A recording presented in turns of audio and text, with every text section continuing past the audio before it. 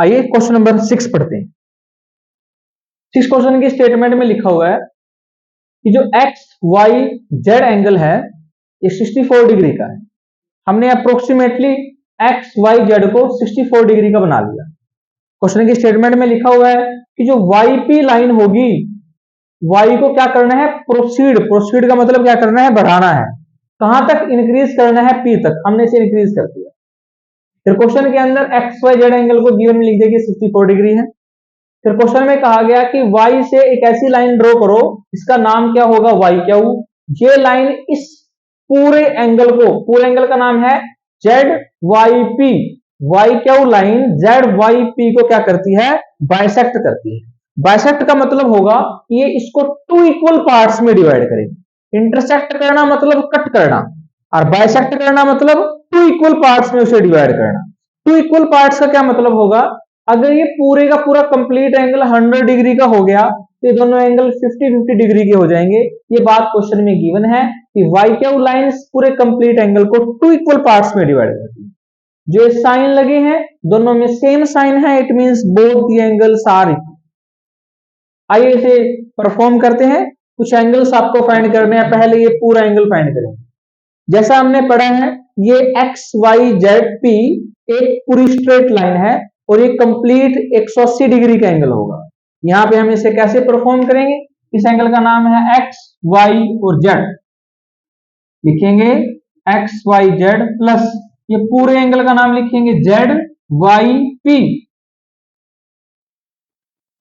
दोनों का सम हुआ 180 डिग्री। रीजन में लिखा जाएगा लीनियर पेयर। बच्चे ना इस सिचुएशन में कंफ्यूज हो जाते हैं।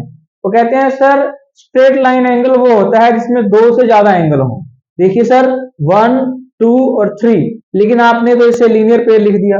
अब मैंने इन तीनों एंगलों को ना लिखकर इस एंगल के साथ ही कंप्लीट एंगल लिखा है। एंगल्स तो मैंने सिर्फ यहाँ 2 ही लिखे।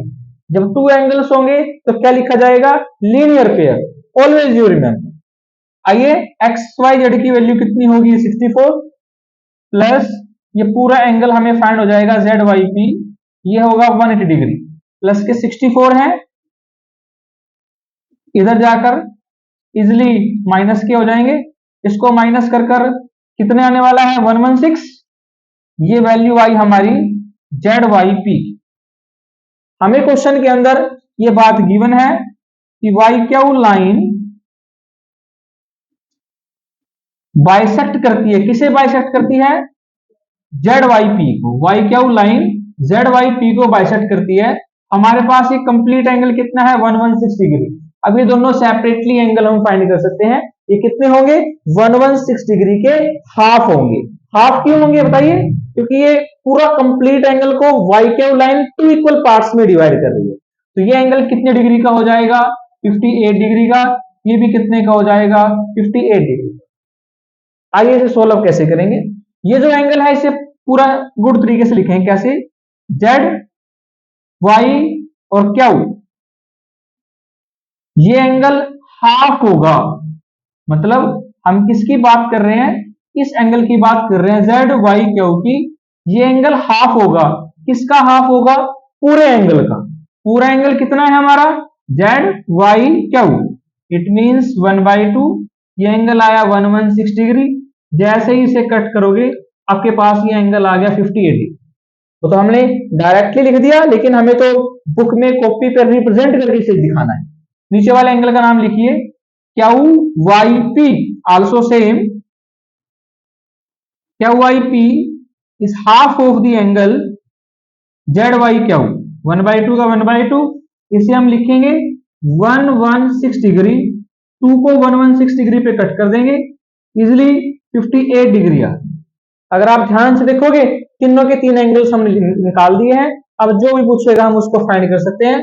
उसने पूछा X Y Q, X Y Q, ये हमने फाइंड कर दिया 58 degree angle. X Y Q है ना, X Y Q, sorry X Y Q, ये वाला एंगल, इन दोनों एंगलों को जोड़ दें। देखिए एंगल एक्स वाई क्यू 2 एंगलों से मिलकर बना है, X angle Y angle Q angle. एक 64 से और 58 से। 64 में 58 को ऐड 8 और 4 कितने हो गए 12, 6 + 5 11, 11 + 1 आल्सो 12, 112 डिग्री का। फिर पूछा इसने रिफ्लेक्स एंगल पूछा क्यू वाई पी का। जैसे हमने बताया था रिफ्लेक्स एंगल क्या होता है, 360 डिग्री में से जिस एंगल का रिफ्लेक्स एंगल पूछते हैं उसे हम क्या कर देते हैं माइनस। आइए लिखेंगे reflex angle of Q Y P, it means 360 degree minus में Q Y P, 360 degree minus में क्यू वाई पी की वैल्यू कितनी आई है 58 डिग्री। इसे सोल्व करेंगे 302 डिग्री का। ये काफी अच्छा और एक इंपॉर्टेंट क्वेश्चन है और बहुत इजी है अगर आप इसे ध्यान से करें। सिर्फ बनने क्या चाहिए, इसकी फिगर बननी चाहिए। फिगर में कहा गया है कि जो एक्स वाई जेड एंगल है ये 64 डिग्री का है। वाई को प्रोड्यूस करो पी पॉइंट तक, फिर वाई क्यू एक लाइन आएगी जो जेड वाई पी को बाइसेक्ट करेगी। बाइसेक्ट मतलब इक्वल पार्ट में डिवाइड करेगी। क्वेश्चन को कभी भी यहां से नहीं पढ़ना सॉल्यूशन से, हमेशा फिगर से पढ़ो। देखो कितना इजी है।